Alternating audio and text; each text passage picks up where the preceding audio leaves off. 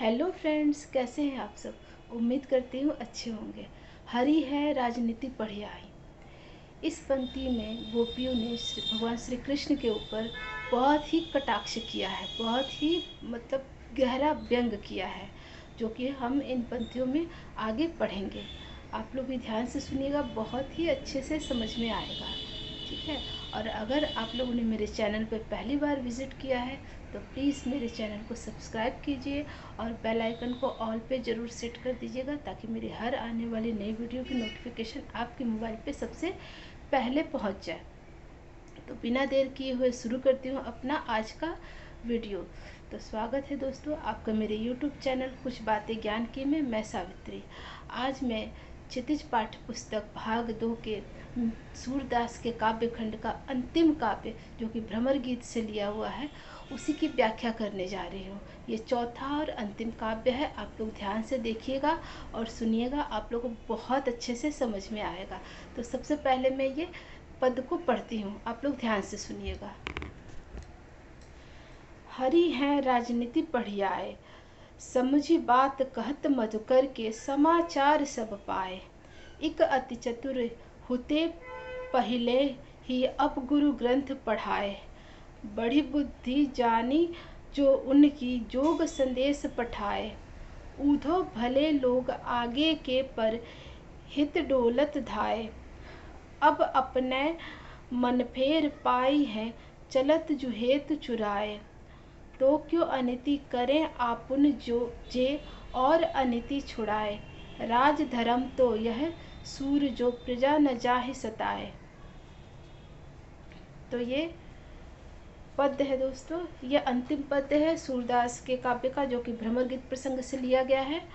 और सबसे पहले हम लोग इसका शब्दार्थ पढ़ लेते हैं, उसके बाद मैं इसके एक एक लाइन की व्याख्या करूंगी। आप लोग ध्यान से देखिएगा। शब्दार्थ सबसे पहले आप लोग समझ लीजिए। पढ़ी आए, पढ़ी आए का अर्थ है पढ़कर सीख कर आए। मधुकर, मधुकर का अर्थ है भौरा। गोपियों द्वारा उद्धव के लिए प्रयुक्त संबोधन है ये। हुते, हुते का अर्थ होता है थे। पठाए, पठाए का अर्थ है भेजा। आगे के, आगे के का अर्थ होता है पहले के। परहित, परहित का अर्थ होता है दूसरों की भलाई के लिए। डोलत धाय, डोलत धाय का अर्थ होता है घूमते फिरते थे। फेर, फेर का अर्थ है फिर से। पाई हैं, पाई हैं का अर्थ है चाहिए। आपुन, आपुन का अर्थ होता है अपनों पर। अनीति, अनीति का अर्थ होता है अन्याय। तो ये इन पंक्तियों में जो कठिन शब्द हैं उनका अर्थ था। आप लोग ध्यान से सुनेंगे तो आपको बहुत ही अच्छे से समझ में आएगा। और एक बार कठिन शब्दों का अर्थ आप लोग समझ लेंगे तो पंक्तियों को समझना भी बहुत ही आसान हो जाएगा। ठीक है। तो अब मैं इन पंक्तियों की व्याख्या करती हूँ। सबसे पहले इन पंक्तियों का प्रसंग। प्रस्तुत पद हमारे हिंदी के पाठ्य पुस्तक क्षितिज भाग 2 के अंतर्गत सगुण कवि सूरदास द्वारा रचित भ्रमर गीत प्रसंग से अवतरित है।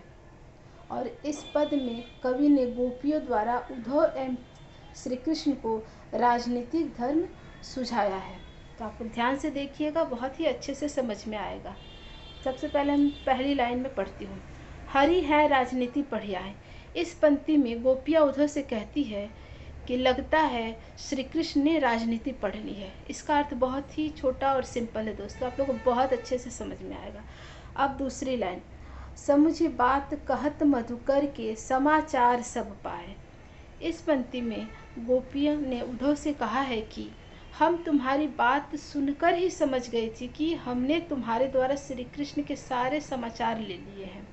मतलब उद्धव के बात करने के तरीके से ही गोपियाँ जान गई थी कि श्री कृष्ण किस हाल में है और उनके मन में अभी क्या चल रहा है, और इतने दिनों में उन्होंने क्या क्या चीज़ सीख लिया है। अब तीसरी लाइन दोस्तों। इक अति चतुर हुते पहिले ही, अब गुरु ग्रंथ पढ़ाए। इस पंक्ति में गोपियाँ जो है वो उद्धव से कहती हैं कि एक तो तुम पहले से ही चतुर हो। गोपियाँ उद्धव को कहती है चतुर, कि तुम पहले से ही चतुर हो और अब अपने गुरु श्री कृष्ण का राजनीतिक ग्रंथ भी पढ़कर आए हो। ये गोपियाँ उद्धव से इसलिए कहती हैं क्योंकि उद्धव जो है वो गोपियों को योग का संदेश देने आए होते हैं, जो कि गोपियों को तनिक भी पसंद नहीं है।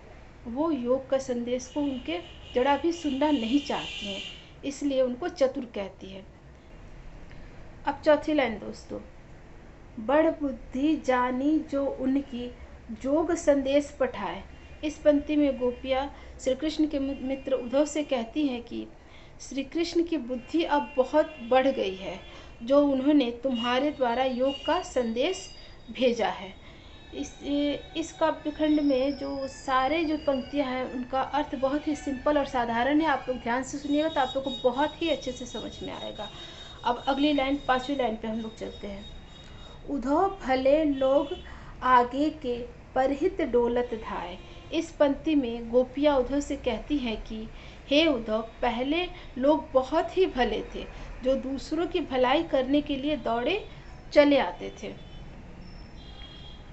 अब 6ठी लाइन दोस्तों, अब अपने मन फेर पाई है, चलत जुहेत चुराए।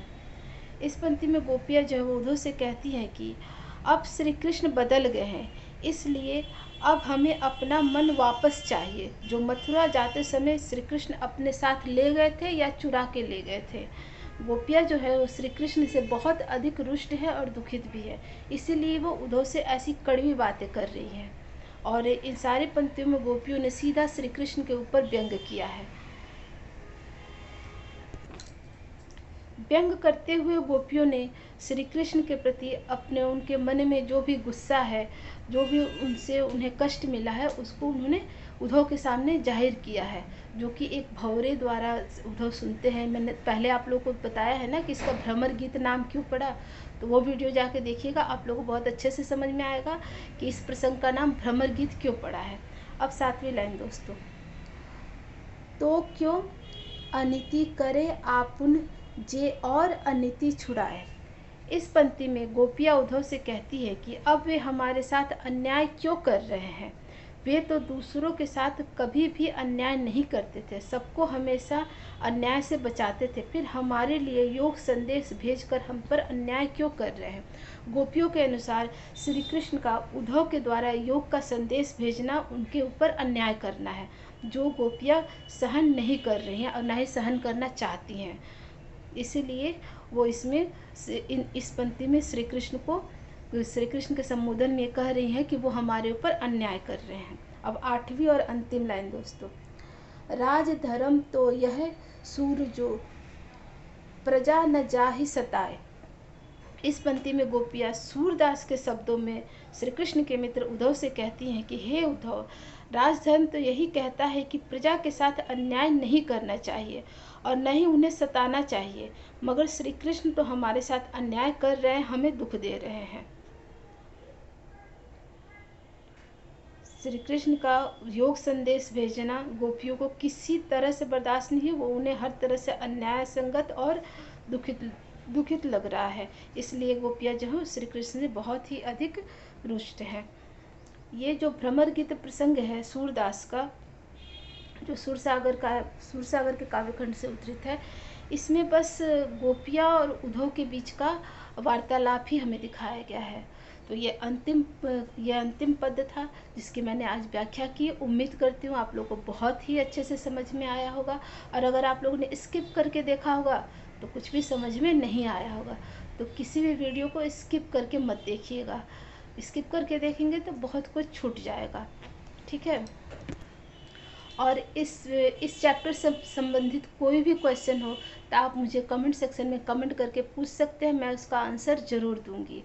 और आपको ये मेरा वीडियो कैसा लगा कमेंट करके ज़रूर बताइएगा। अच्छा लगा हो तो भी बताइएगा, नहीं अच्छा लगा हो तो भी कमेंट करके बताइएगा, ताकि मैं, अगर आप लोगों को नहीं अच्छा लगा हो तो मैं कोशिश करूँगी इससे और अच्छा वीडियो बनाने का आगे, ठीक है। अगर आप लोगों ने यहाँ तक मेरा वीडियो देखा है तो एक लाइक तो बनता है, लाइक करके ही वापस जाइएगा, ठीक है।